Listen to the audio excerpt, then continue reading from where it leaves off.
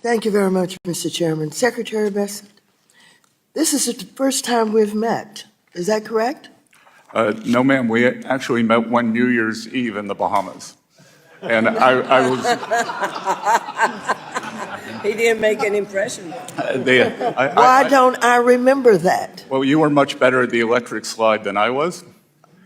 And I was with the Prime Minister of the Bahamas yesterday, Prime Minister Davis, who sends his regards. Well, were you with my husband when he was the ambassador to the Bahamas appointed by Clinton?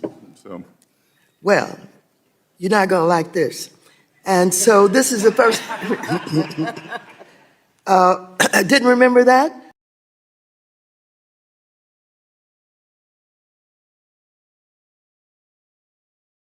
You were on CNBC earlier this week making claims saying we are very close and maybe we will see some deals this week on tariffs. So tell us, tell the American people, tell small businesses and consumers, tell retirees, specifically which countries are you close to striking deals with? I'm sorry, Congresswoman, but that would not benefit the United States. No, I'm asking you a question based on the statement that you made on CNBC. And I am telling you that it would be detrimental to the interest of the United States for me to answer that question. Why will that be detrimental? Because as the negotiations may still be in process as we speak, as we are not at the end of the week yet, I am sure that you, through your question, would not want to compromise the U.S. negotiating. Reclaiming my time. Would you? Secretary Besson, the president goes into a press conference and claims that there are negotiations going on. And then the next day, there's no negotiations going on. So why would you not answer my question? And that will be considered detrimental to the American people, to the American economy. I do not understand. Despite your claim, I'm happy to say there are negotiations going on. I'm not going to reveal the details. No filibuster. No filibuster. So how long do you think those negotiations will take before they are concluded? And There are numerous countries, as I have said, if you saw my CNBC interview, which you referenced, that there are 18 important trading partners, and we are moving forward at all deliberate speed with those. do you consider these negotiations advanced negotiations? Some of them are quite advanced. So you expect this deal to be more than memorandums of understanding? You expect them to be full negotiated trade deals? I believe that they will be the agreements in principle, and then we will paper them over in the coming months. But once we reach an agreement, then I am sure that the other countries will live up to it. Okay. In congressional testimony yesterday, you said the U.S. has not started negotiating with China on tariff reductions. Does that continue to be your position, yes or no? As you may have read, Yes or no, sir? As you may have read in the press, I will be going to Switzerland, and the negotiations will begin on Saturday. Okay, so the president told you that that will be your answer today.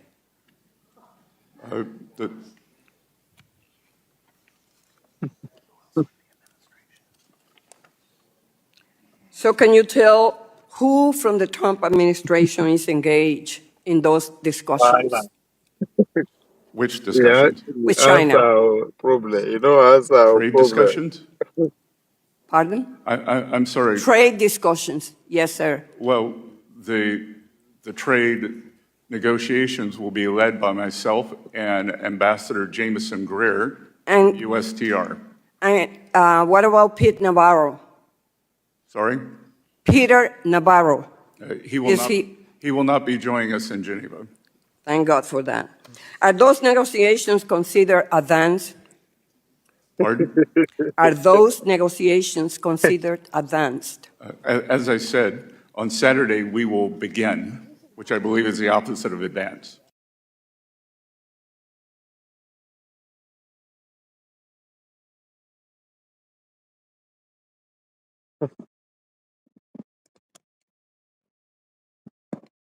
Peter Navarro. You're in trouble.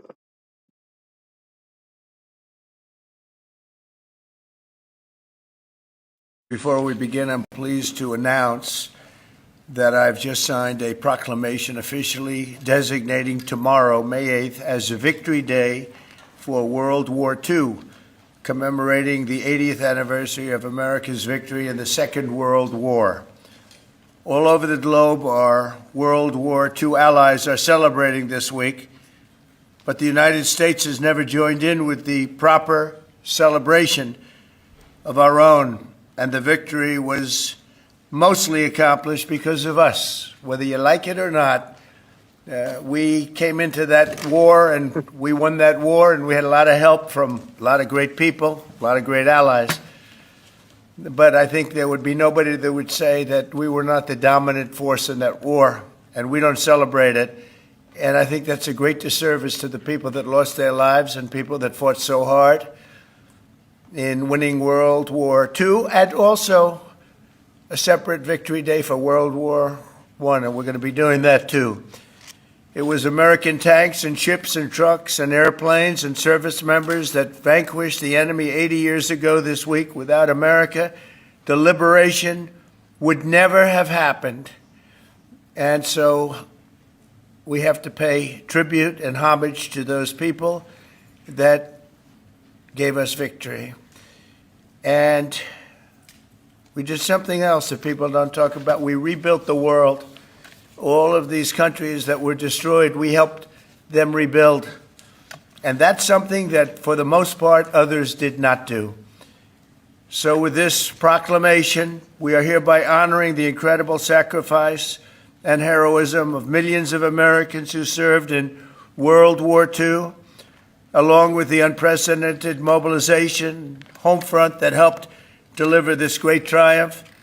All Americans should take pride in what these incredible patriots have achieved. So I just want to say happy Victory Day to all. So we are celebrating every year now. I can guarantee for 4 years, but I think after that we're going to have 2 Victory Days, World War I and World War II. This is World War II Victory Day. In the future, we're going to have a major celebration of each day. We're not going to have days off because we don't have enough days in the year. We have too many celebrations already. But we're going to have Victory Day and for World War I, World War II. And without us, those wars would not have been won. I think we can say that, would not have been won. And I think it's time that the United States starts taking credit for their achievements. And I really believe it's a shame. You know, I was watching for the last week, and I noticed France, I noticed other countries all getting ready for Victory Day. And I said, that's sort of strange, because David just added something. He said, we also rebuilt the world. And I didn't have that, and I should have that. That was a big factor. But I noticed all of the countries, Russia, having a big day tomorrow. And by the way, they lost millions of people, and they were absolutely a major factor. But there was no major factor like us. We won the war, and we won it with the help of others. But everybody was celebrating but the United States of America. And I said, you know, I think it's time that we start celebrating victory. And that's what we're doing.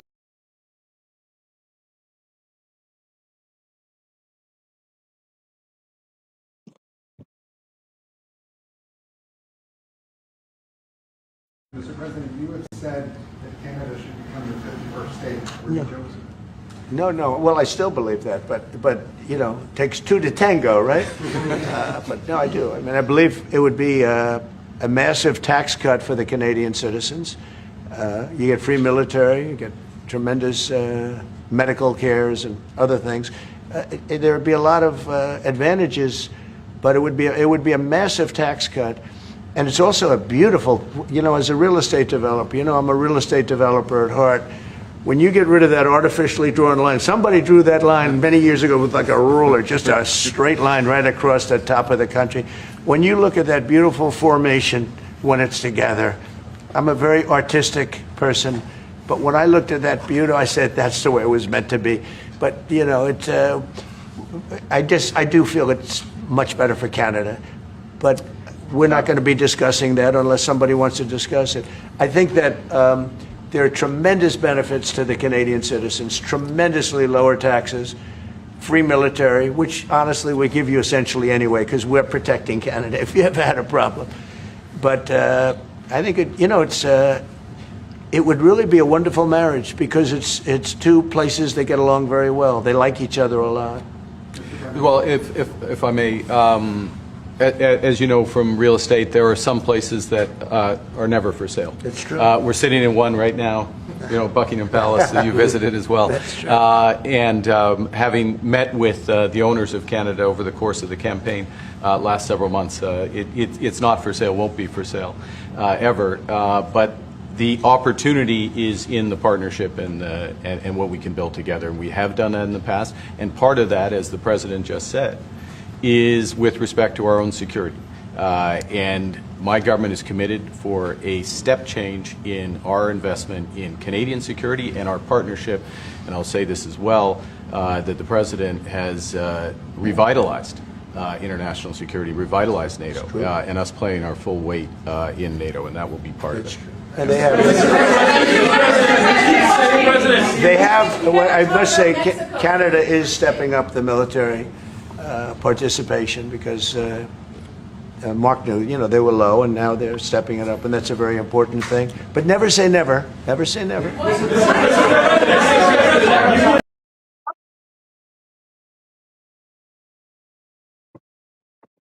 Never say never. Of courage, a life of sacrifice, a life of justice, a life that is valued.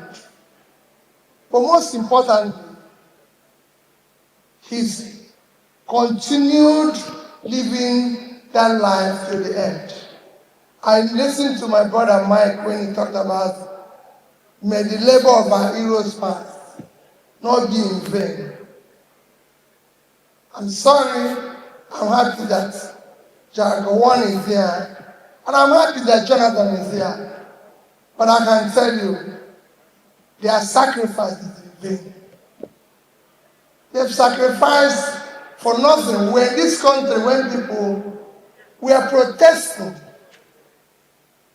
when there was no need to protest, under Jonathan, where are those protesters? Have they died? Where are they? So why are we saying They are not dead, sir. They are in power. It's just funny that I have to say it. They are in power. Those who carry out that protest are now in Asu Rock. But most importantly, our money they do protest. Don't have money to do protest. Can win the rhetoric. You know, go win the it should ballot not be vote. vain? Jonathan increased fuel from 87 naira to 120, and people were protesting in this country. And when it was 900, they were not protesting. Are they dead? So why are we saying it should not be in vain? People protested when naira was 180, and when it was 1,005, they're not protesting. Are they dead? So let's not say it should not be in They vain. are not dead. I spoke a few days ago, and people They said are in I'm Asu marketing Rock Nigeria. When it's truth being running marketed, things.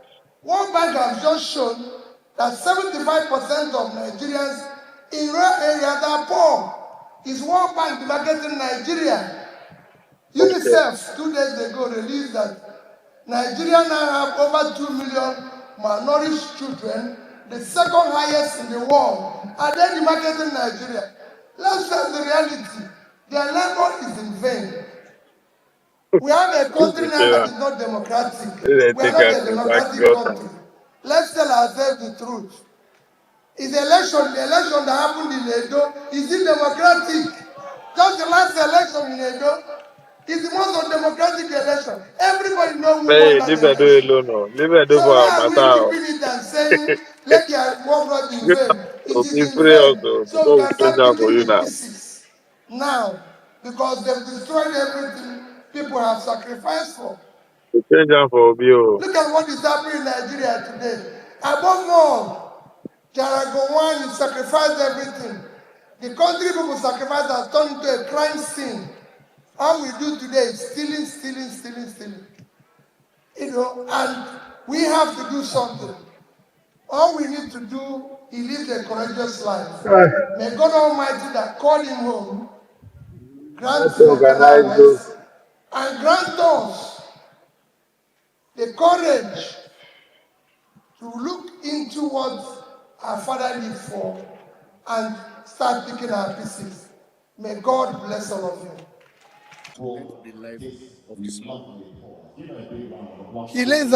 He lived a life of justice, equity, fairness to all Nigerians, to all sections of Nigerians. And he maintained so consistently a valued life that we all need to emulate. He was not selective when he's speaking. He spoke for every Nigerian, and he spoke based on truth. He was fearless, even when it does not affect his own area. He will still say, this is the right thing. And that's what we require in Nigeria today. We now live in an unjust, unfair, uncaring society. So we need to do the right thing.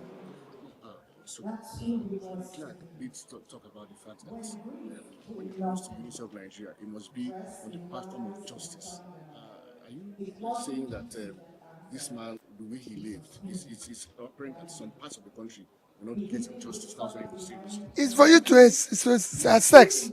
I said it when I spoke. We now live in an unjust, unfair, uncaring Nigeria. So we will say that They will come let for you. the labor of our heroes not be in vain. But I think Onanuga their is labor is going in now. vain. They Because compose. whatever they wished, we are living the opposite of it.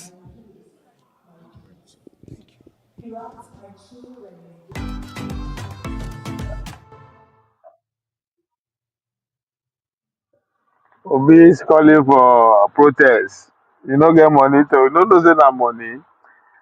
Obi, IMF give you statistics, right? What they are expecting you to do. Go and organize those 170% who are poor in the rural area. Those are the people that can make you president. Coming to preach to the choir every opportunity you get. You know go move any needle. Those who protested are now in power. They are the one running the show now. That's why you see the streets quiet.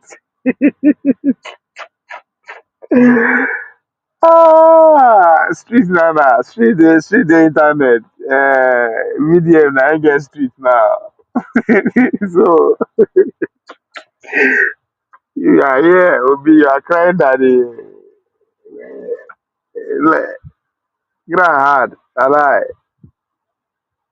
Obi, VDM and Co will disagree with you. Those who protested during Goodluck Jonathan, they are the one running the show now. They are in charge. They are in, ah, there's still opportunity for you to, to put action to your rhetoric. Now money, but unfortunately, they give shishi. So I don't understand. So if you really want to make any headway, your chances are very slim. Get to work. Those statistics that IMF put forward, go work on them. Of the pulpit, of the media, go to work. Go to work. Because streets are doing well. Everybody, all those men wey protest, they are now ministers, they are governors, they are director generals, they are, you name it. Oga kpatakpata, 9 days I, 9 days I Surok, so that's the leader of the protest. So you need bar to bring those people back to the streets. Just go with VDM. VDM is in charge now. VDM on the streets. Ah, I don't know, man. I just can't laugh. It's funny. He said those who protested during Goodluck Jonathan did that. No, they're not. Oh. They are not. They are reaping the fruit of their labor. That protest they protested. Now they cash out. The money they spend, organizing the streets, they are cashing out now. So if I were you, I will emulate the same strategy. You put money, go invest now, invest in the streets.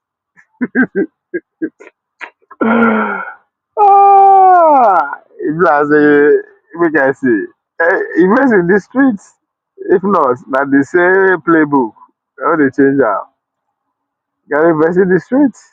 Important. Yeah, why? Those men and grandpa them, we run the streets protest that year.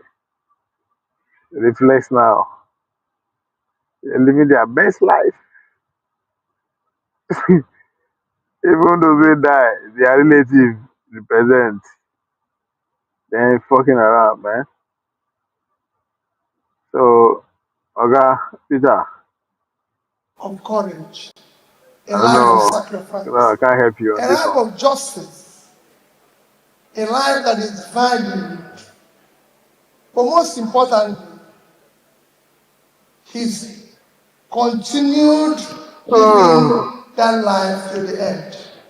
I listened to my brother Mike when he talked about, may the labor of our heroes past not be in vain. I'm sorry, I'm happy that Jagawan is here, and I'm happy that Jonathan is here. But I can tell you, their sacrifice is in vain. They've sacrificed for nothing. When this Obi, I country, don't understand. This your sermon. This your sermon, no rhyme. Oh. Eh? The difference between Gowan, the distance between Gowan and Goodluck can easily be said to be that the labors of Gowon, na be the na be good luck is the fruit of labors of Gowon era. So if you want to exaggerate, make a statement, just no good, just start from good luck. Say what good lucks are done is been a but then Nigeria will ask you if good luck actually did anything. The guy, they will no, they will no run am out of Asu Rock. They run am out. The guys they run am out. Na then they run this so. Okay, Naija. Oh man, the story, man. If that person they tell me, I won't believe this shit, man. But god damn, man, this is real. A man will run good luck out of town. Like Bob Marley say, run the ballers out of town. When you run that man out of Asu Rock, when now then they in charge people now. were protesting Uh, when there was no need to protest under Jonathan. Where are those protesters? Have they died? Where are and then they? Asu Rock. So why are we And saying it then should that not be in government. vain? Jonathan increased fuel from You say that. 87 naira to 120 and people were protesting in this country. And when it was 900, Those men, they don't serve 8 years old. Now they go now the 12 years there. Now 10 years they do now they enjoy life. Those men will protest. They are in power now. 10 years running. Ogasa. 900, they were not protesting. Are they dead? So why are we saying it should not be in vain? People You protested know when the Naira was 180 and when it was 1,005, they're not protesting. Are they dead? So well, let's not say it should not be in vain. I spoke a few days ago and people said I'm demarketing Nigeria. When it's true to be demarketed, World Bank has just shown that 75% of Nigerians in rural areas are poor. Is World Bank demarketing Nigeria? UNICEF 2 days ago released that Oga, if you know say you wan really win an election, those 75%, na then you need o. All this grammar wey we dey speak so, e no go work o. Go and get those 75 million, 75% wey dey rural area. They give you a chance. released that Nigeria now have over 2 million malnourished children, the second highest in the world. Are they demarketing Nigeria? Let's face the reality. Their labor is in vain. But IMF don give Tinubu about 600 million for the nutrition now. No worry, be patient. They go still start to dey share am. They don dey register people, give people bank account. So and they want to run the In election. vain. We have a country now that is not democratic. We are not a democratic country. Let's tell ourselves the truth. Is the election that happened in Edo, is it democratic? Just the last election in Edo is the most undemocratic. Oga, free us o. Free us. Leave Edo State from your mouth o. This one na go make us quarrel. We go quarrel o. We go quarrel. This one go make us quarrel. Like, we go really quarrel. Just free us. That's what we want. We got the result we wanted in Edo State. Power Opawolo 2028 is already rolling. So leave our name out of your mouth. We go quarrel. O. Anybody wey know be me tell am we go quarrel. O. Leave Edo alone. O. Democratic We election. go quarrel. O. Everybody know who won that election. So why are we keeping it and saying, let their work not be Yes, in na vain? Monday. It is in vain. So we can start picking the pieces now because they've destroyed everything people have sacrificed for. Oga, you became a billionaire in this same country. That's what they sacrifice for. So no dey come from victim for us. We know you. Alright. Look at what is happening in Nigeria today. Above all, Jaragowan sacrificed everything. The country people sacrificed has turned into a crime scene. All we do today is stealing, stealing, stealing, stealing. And we have to do something. All we need to do is live a courageous life. May God Almighty that called him home grant him eternal rest and grant us the courage to look into what our Father lived for and start picking our pieces. May God bless all of you.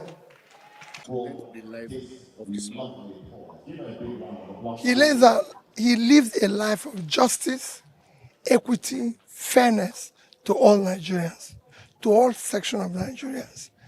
And he maintained so consistently a valued life that we all need to emulate. He was not selective when he's speaking. He spoke for every Nigerian, and he spoke based on truth. He was fearless, even when it does not affect his own area. He will still say, this is the right thing.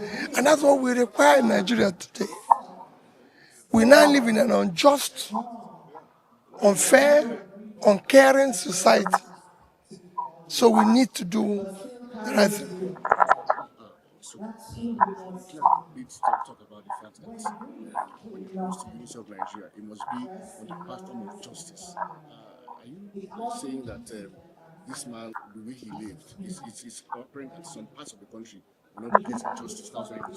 It's for you to assess. I said it when I spoke. We now live in an unjust, unfair, uncaring Nigeria. So we will say that let the labor of our heroes not be in vain. But I think their labor is in vain. Because whatever they wished, we are living the opposite of it.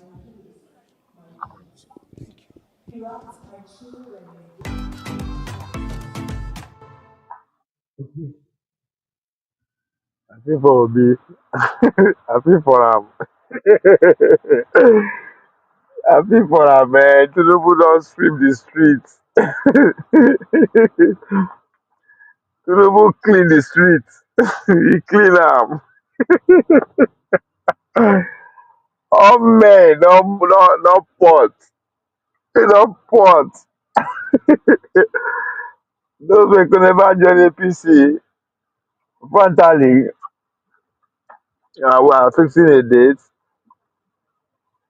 So though Obi is lonely, man. I feel for the guy.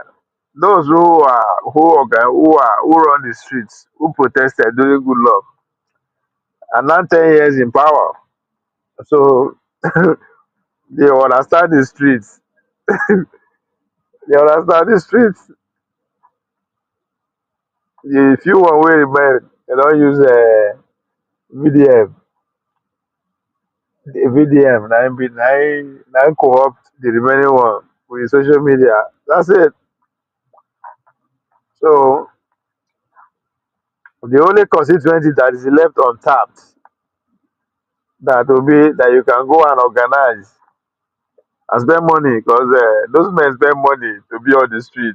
For them to bring all generation, they bring grandpa, grandma, papa, mama, everybody on it. Everybody was on the streets doing good luck, protest. It costs them money. And they give shishi, so I don't understand. So that's statistics where IMF give you 75% who are living below poverty line in the rural area. Those are your votes, man. Those are your votes. If you have any roads, if there's any way for you to get into Asu Rock at all, man, that's it. Because these men ain't smiling, man. These guys where you say where they don't die, so they don't die, they're in power. They are running things. Do you see these gentlemen seated here? Yes. All of them are my staff. They are all young men. This is the kind of people I want to work with.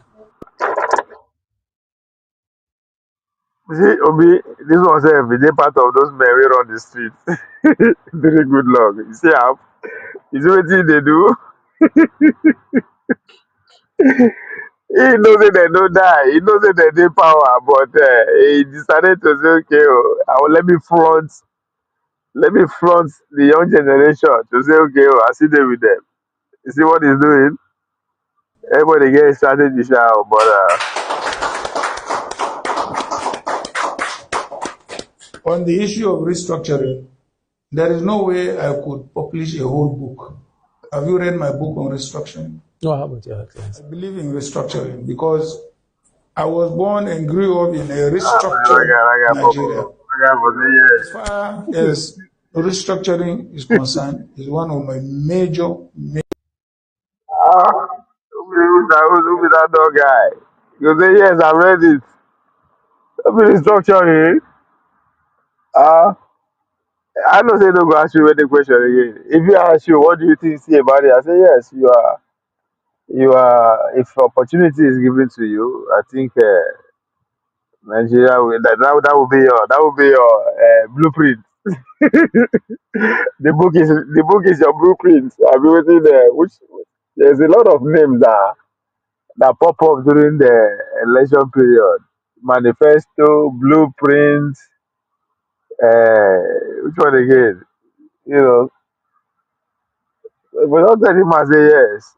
By the time when the camera come up for there, you get to work. You pull it up online. You begin it down. Uh, but anyway, the guy, I see what article is trying to do here. Everybody they target the youth. Obi still don't get it. Obi think he has it covered. You don't get it covered though. You have your land. Your land now sef, they don't give you VDM. This VDM. Hey, VDM. E go be like film. E no go endorse anybody during the election.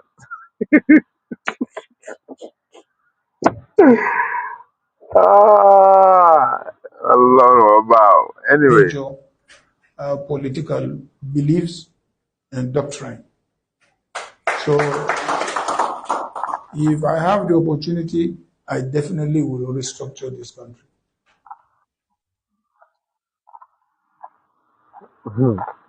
See, say people wey see dey dance into the article no go. When they listen to his language, I'm giving the opportunity. And I Keep hope going. your support will give me that opportunity to do that. On the issue Yeah. of Then I speaking in future tense.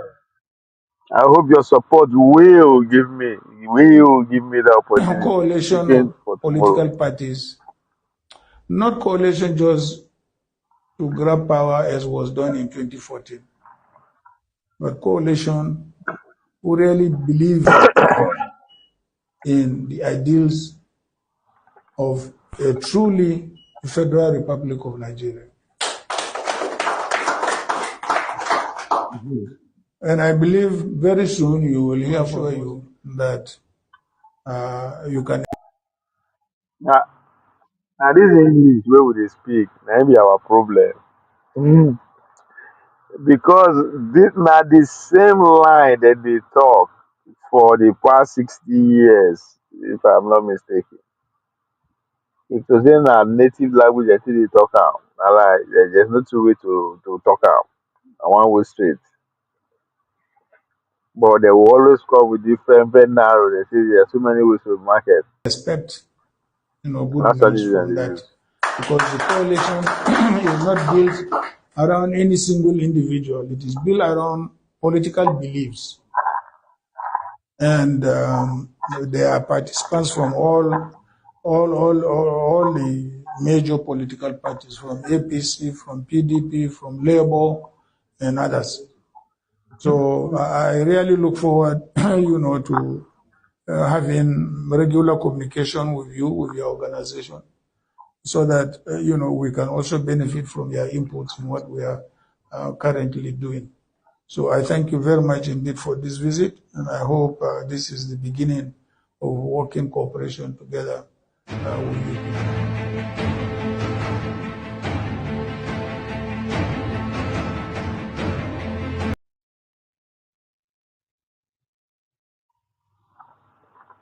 I don't know. Article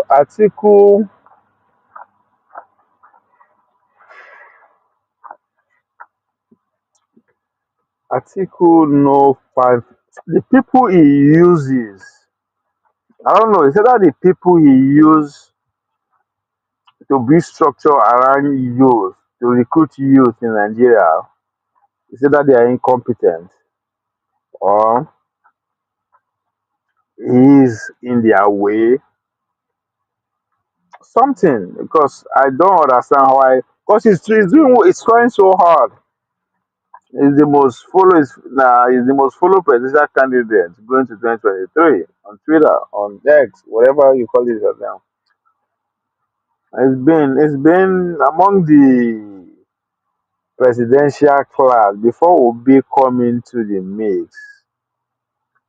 Atiku has been with, you dey always see him with you could see he's the only one that actually know how to talk to the youth. But I think now there's a competition and you are still using your whole strategy. And you need to change the structures. When you dey put people like Shehu in charge of now, those are young people oriented projects. How money wey you carry give am so? Arrange better youth. When they take the alternative. Oh, it make it. I don't know, man. It's just sad the way people are greedy. All of them are the same. But Shehu me show. I mean,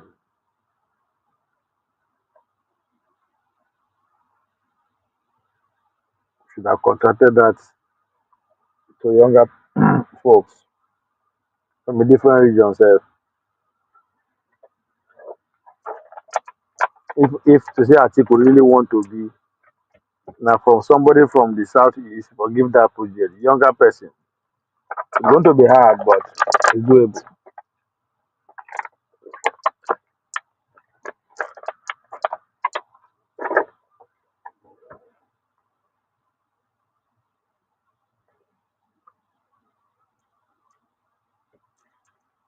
of courage, a life of sacrifice, a life of justice, a life that is valued.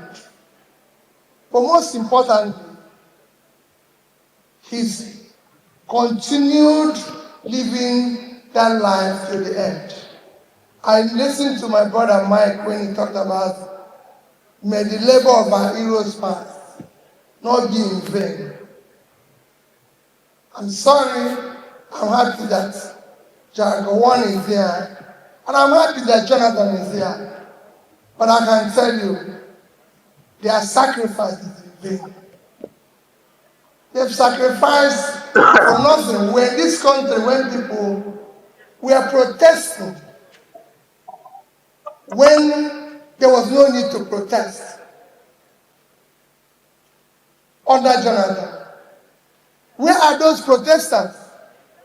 Have they died? Where are they?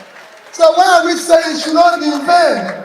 Jonathan increased fuel from 87 naira to 120, and people were protesting in this country. And when it was 900, they were not protesting. Are they dead?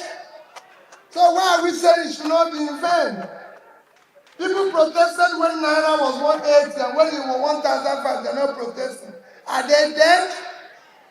So let's not say it should not be in vain. I spoke a few days ago, and people said I'm demarketing Nigeria. When it's true to be demarketed, World Bank has just shown that 75% of Nigerians in rural areas are poor. Is World Bank demarketing Nigeria? UNICEF 2 days ago released that Nigeria now have over 2 million malnourished children, the second highest in the world. Are they demarketing Nigeria? Let's face the reality. Their labor is in vain. We have a country now that is not democratic. We are not a democratic country. Let's tell ourselves the truth. Is the election that happened in Edo, is it democratic? Just the last election in Edo is the most undemocratic election. Everybody knows who won that election. So why are we keeping it and saying, let your work not be in vain? It is in vain. So we can start picking the pieces now, because they've destroyed everything people have sacrificed for. Look at what is happening in Nigeria today. Above all, Jaragowan sacrificed everything. The country people sacrificed has turned into a crime scene. All we do today is stealing. You know, and we have to do something. All we need to do is live a courageous life.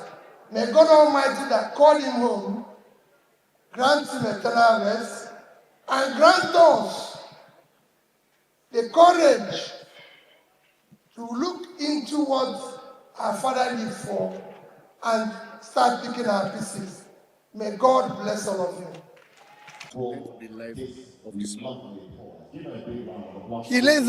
He lived a life of justice, equity, fairness to all Nigerians, to all sections of Nigerians. And he maintained so consistently a valued life that we all need to emulate. He was not selective when he's speaking. He spoke for every Nigerian, and he spoke based on truth. He was fearless, even when it does not affect his own area. He will still say, this is the right thing. And that's what we require in Nigeria today. We now live in an unjust, unfair, uncaring society. So we need to do the right thing. Let's talk about the fact that when it comes to unity of Nigeria, it must be on the platform of justice. Are you saying that this man, the way he lived, is operating at some parts of the country, you're not getting justice? That's what you say. It's for you to assess. I said it when I spoke. We now live in an unjust, unfair, uncaring Nigeria. So we will say that let the labor of our heroes not be in vain. But I think their labor is in vain, because whatever they wished, we are living the opposite of it. Deals.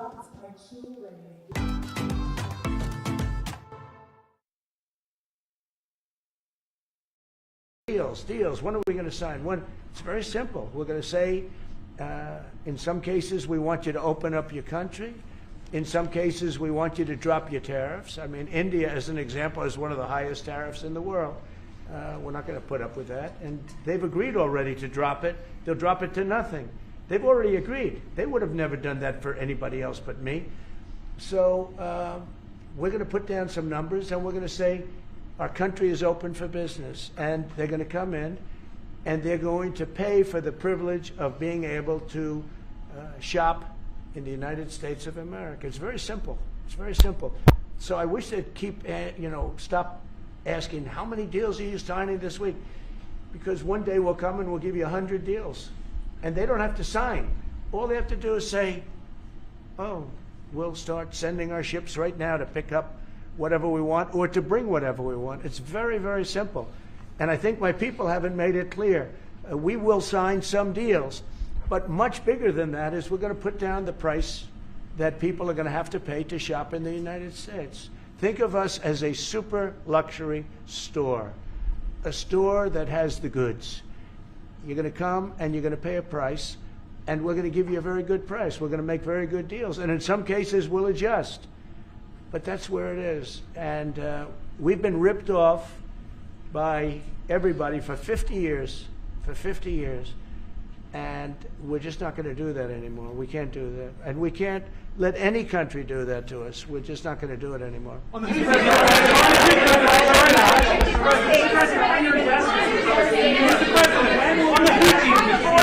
the Houthis, can you tell us a bit more about the deal that you've reached with the Houthis that you mentioned? No, it's not a deal. They've said, please don't bomb us anymore, and we're not going to attack your ships. And where did you hear about that? It doesn't matter where I hear it. The very good source, I could tell you. Very, very good source. Would you say Marco? I would say pretty good, right, JD? A very good source. No, they don't want to be. They don't want to be. They don't want to be bombed anymore. You know. Sort of thought that would happen. Behind you, please. Clarifying something you said on USMCA. Is the U.S. prepared to walk away from that pact? From what pact? USMCA. No. It's fine. It's there. It's good. We use it for certain things. It's there. We have the USMCA is a good deal for everybody. I won't say this about Mark, but I didn't like his predecessor. I didn't like a person that worked for. She was terrible. Actually, she was a terrible person, and she really hurt that deal very badly because she tried to take advantage of the deal and she didn't get away with it. You know what I'm talking about. But so we had a bad relationship having to do with the fact that we disagreed with the way they viewed the deal, and we ended it. We ended that relationship pretty much. The USMCA is great for all countries. It's good for all countries. We do have a negotiation coming up over the next year or so to adjust it or terminate it. Mr. President, I'll say a word on USMCA if I may, Mr. President. It is a basis for a broader negotiation. Some things about it are going to have to change. And part of the way you've conducted these tariffs has taken advantage of existing aspects of USMCA. So it's going to have to change. There's other elements that are come, and that's part of what we're going to discuss. Right. During the campaign, Prime Minister Carney talked about the American betrayal. How do you react if Canada decided not to shop in the American store as much as before and decided to partner with other countries? Well, we don't do much business with Canada from our standpoint. They do a lot of business with us. We're at like 4%, and usually those things don't last very long. We have great things, great product. The kind of product we sell, nobody else can sell, including military. Look, we make the best military equipment in the world, and Canada buys our military equipment, which we appreciate. But we make the best military equipment in the world by far. The missiles, the submarines, everything we have is really top notch. I rebuilt our military during our last term. Stupidly, we gave some away to Afghanistan, which shouldn't have happened. But that was, I think it was the most embarrassing moment in the history of our country. It was just very incompetent people. But if you look, the man that's now the head of our Joint Chiefs, he led the attack on ISIS for me. That's why he's the head of the Joint Chiefs. And Raisin Kane, he was unbelievable. And as you know, we defeated ISIS in 3 weeks. It was supposed to take 5 years. We did it in 3 weeks. And he ran the campaign. I said, I like him. But I knew him before. I went to Iraq, and we agreed to a plan, and that was the plan. And as you know, we did it in record time. So we have the best equipment in the world. We have the best, a lot of things. But Canada does a lot more business with us than we do with Canada. Yeah. Mr. President, can I ask you about your investments, Mr. President? When do you think the investments that you've announced, the trillions, will finally hit the economic data this year?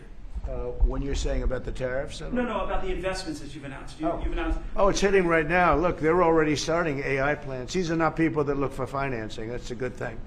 You know, in real estate, you get a site, then you have to look for financing, you have to get your zoning, 5 years later you start building, you get a bank, then the bank's no good. These people have massive amounts of cash. The CHIPS Act was a ridiculous thing because that doesn't get them to build. All we did is hand very wealthy companies money. The CHIPS Act that was done by Biden. Billions, we give them billions of dollars. They don't even have to do anything with it. And then if you weren't, if you didn't have, and I don't want to be a wise guy, but if you didn't go with the DEI, if you didn't go with all of the different things woke, if you weren't woke, you couldn't even use the money. You had to have a certain percentage of this and that and that and that. It's impossible to have. The companies actually complained to me. They say they gave me all this money, but nobody can get these people to do anything. I mean, look, President Obama, and if he wanted help, I'd give him help because I'm a really good builder and I build on time, on budget. He's building his library in Chicago. It's a disaster. And he said something to the effect, I only want DEI, I only want woke. He wants woke people to build it. Well, he got woke people, and they have massive cost overruns. The job is stopped. I don't know. It's a disaster. And I don't like that happening because I think it's bad for the presidency that a thing like that should happen. He's got a library that's a disaster.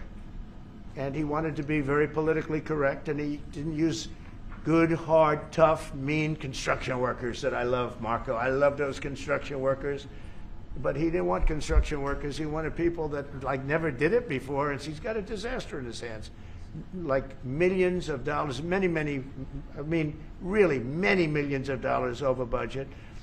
And I would love to help him with it, or somebody else. I could recommend professionals. But it was not built in a professional manner. By the way, nor was in California a little train going from San Francisco to Los Angeles that's being run by Gavin Newsom, the governor of California. Did you ever hear of Gavin Newsom? He has got, that train is the worst cost overrun I've ever seen. It's like totally out of control. So then they said, all right, we won't go into San Francisco. We'll stop 25 miles short. And we won't go into Los Angeles. We'll stop 25 miles short. It's hundreds of billions of dollars for this stupid project that should have never been built. And then they realized that it would have been a lot less costly if we just gave limousine service back and forth and gave it free. They would have saved hundreds of billions of dollars. They have airplanes that go there for one 1/100th the cost, and they have cars. They have a thing called the highway that goes back and forth that's not fully utilized. And they got involved with this project. And Gavin, I always liked Gavin. I had a good relationship with him. I just got him a lot of water. I sent in people to open up that water because he refused to do it. And we just got him a lot of water. If they would have had that water, and if they would have done what I said to do, they wouldn't have had the fires in Los Angeles. Those fires would have been put out very quickly. But if you think about it, and you got to take a look at this, it's the worst cost overrun I've ever seen. I've watched a lot of stupid people build a lot of stupid things, but that's the worst cost overrun I've ever seen, what's happening between San Francisco and Los Angeles. And you ought to ask about that because this government is not going to pay. I told our very great new Secretary of Transportation, he's doing a good job, Sean Duffy, I said, we're not going to pay for that thing. They are just, it's out of control. This is something that you don't have things like this. It's not even conceivable. Like 30 times over budget, 30 times. It's the craziest thing and now it's hundreds of, it was supposed to be a simple train. And I think the media should take a look at it. And I'd love him to run for president on the other side. You know, I'd love to see that. But I don't think he's going to be running because that one project alone, well, that and the fires and a lot of other things, pretty much put him out of the race. Mr. President, what changes would you like to see to the USMCA? Or what changes would you like to make? We're going to work on some subtle changes, maybe. I don't even know if we're going to be dealing with the USMCA. We're dealing more with concepts right now. Look, right now, we're doing trade. We have trade. They're paying a tariff on cars and steel and aluminum. And I think we have a baseline of 10% or something like that for the tariffs. But we're getting along very well. Right now, going no further, but we have an agreement. We did something with even parts. You want to discuss that, Howard, with respect to Canada, which helps Canada out? Sure. So we've made an arrangement with the car companies that 15% of their USMCA parts are included, and then 15% of foreign parts from the manufactured suggested retail price are not tariffed to help domestic manufacturing really thrive. So it gave them a chance to be able to build their car parts factories if they're going to. A lot of these companies already have factories, and what they have to do is just fill them out. But they're able to build them in the United States, so we gave them a pretty substantial period of time. Just to clarify, Mr. President, is there anything the Prime Minister can say to you today to change your mind on tariffing Canada? Tariffing cars? Tariffing Canada. Is there anything he could say to you in the course of your meetings with him today that would get you to lift tariffs on Canada? No. Why not? Just the way it is. What's your first thing? If Canadians don't want it, would you respect that? Sure, I would. But this is not necessarily a one-day deal. This is over a period of time they have to make that decision. Yes, go ahead. Yeah, if I may. Respectfully, Canadians' view on this is not going to change on the 51st day. Secondly, we are the largest client of the United States in the totality of all the goods. So we are the largest client of the United States. We have a tremendous auto sector between the two of us, and the changes that made have been helpful. 50% of a car that comes from Canada is American. That's not like anywhere else in the world. And to your question about is there one thing? No, this is a bigger discussion. There are much bigger forces involved, and this will take some time and some discussions, and that's why we're here, to have those discussions, and that is represented by who's sitting around the table. See, the conflict is, and this is very friendly. We're not. This is not going to be like we had another little blow up with somebody else. That was a much different. This is a very friendly conversation, but we want to make our own cars. We don't really want cars from Canada, and we put tariffs on cars from Canada, and at a certain point, it won't make economic sense for Canada to build those cars. And we don't want steel from Canada because we're making our own steel, and we're having massive steel plants being built right now as we speak. We really don't want Canadian steel, and we don't want Canadian aluminum and various other things because we want to be able to do it ourselves. And we, because of past thinking of people, we have a tremendous deficit with Canada. In other words, they have a surplus with us. And there's no reason for us to be subsidizing Canada. Canada's a place that will have to be able to take care of itself economically. I assume they can. I will tell you that Trudeau, when I spoke to him, I used to call him Governor Trudeau. I think that probably didn't help his election. But when I spoke to him, I said, so why are we taking your cars? Why are we taking we want to make them ourselves. I mean, I said, and if the price of your cars went up, or if we put a tariff on your cars of 25%, what would that mean to you? He said that would mean the end of Canada. He actually said that to me. And I said, that's a strange answer, but I understand his answer. But no, I mean, it's hard to justify subsidizing Canada to the tune of maybe $200 billion a year. We protect Canada militarily, and we always will. We're going to, that's not a money thing, but we always will. But, it's not fair. But why are we subsidizing Canada $200 billion a year, or whatever the number might be? It's a very substantial number. And it's hard for the American taxpayer to say, gee whiz, we love doing that. Thank you very much. We're going to have a very substantial. Thank you very much.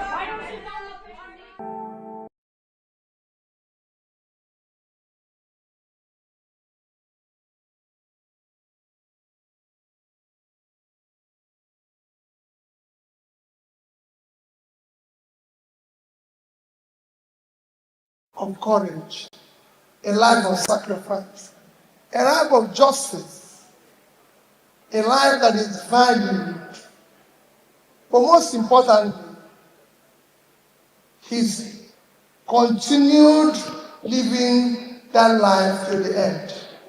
I listened to my brother Mike when he talked about, may the labor of our heroes past not be in vain.